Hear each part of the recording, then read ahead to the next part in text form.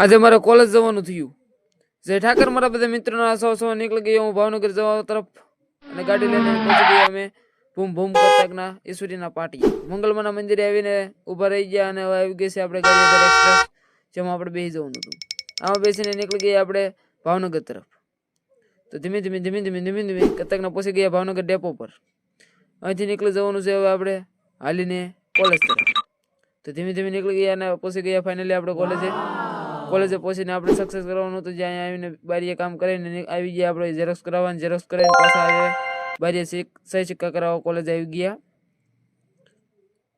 સહી સિક્કા કરીને નીકળી ગયા પાછા આપણે ડેપો તરફ અને ફાઇનલી પહોંચી ગયા આપણે ડેપોએ.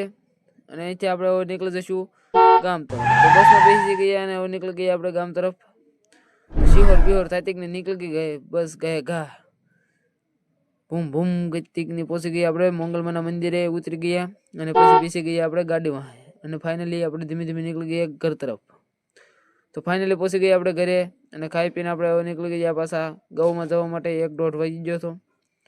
આપણે આવી ગયા ફાઇનલી ગૌમાં 2 વાગ્યા સુધી એને 2 વાગે નીકળી ગયા પાછા આપણે ધીમે ધીમે સરાવવા માટે.